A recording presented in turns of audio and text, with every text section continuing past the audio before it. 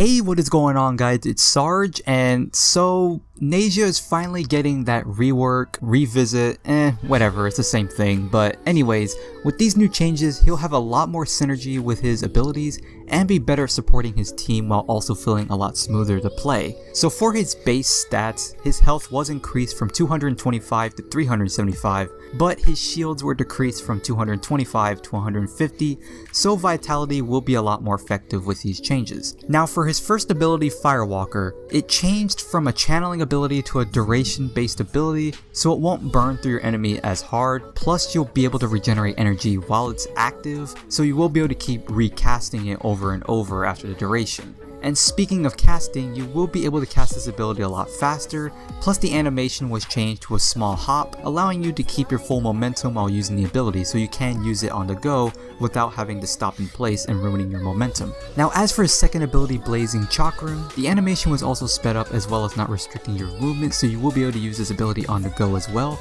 Also, enemies hit by the disc will be marked for a duration that can be modded, which makes them take 25% more damage from all sources of damage and have an increased chance to drop energy orbs, which can help you keep recasting the ability and supply your team with energy. The marked enemies will also drop health orbs instead of the pulse of health that you usually got from the ability, so using mods such as energy conversion can also increase the amount of damage you do on the next cast of any of your abilities, and also using health conversion can increase the amount of armor you have when you pick up health orbs, which can make Nezha pretty tanky for the time being.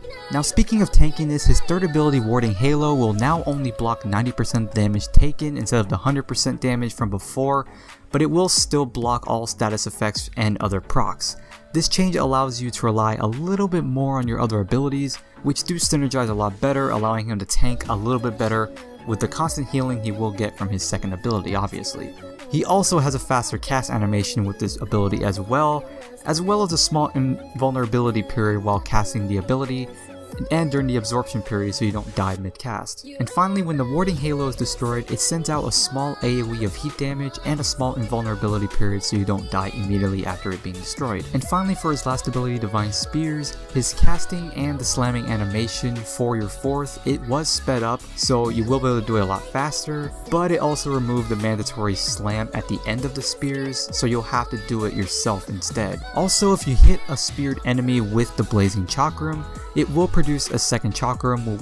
Also, if you hit a speared enemy with the Blazing Chakram, you will produce a second chakram which will fire at a nearby enemy, and it will allow you to do more damage in the end for being able to summon a second one. There was also a lot of audio changes for Nezha that were remastered, so you will be able to distinguish the abilities better with some new audio cues from throwing the actual chakram to getting it back, so you will be able to distinguish it better. So that's all for the changes for Nezha that have been shown. However, these are subject to change, so take this info with a grain of salt. It could change at any second. So if you're new to the channel, I really appreciate it if you guys subscribe. It really does help support out the channel, and I hope you guys enjoyed this video. So thank you guys for watching, and I'll see you guys in the next video. Peace out.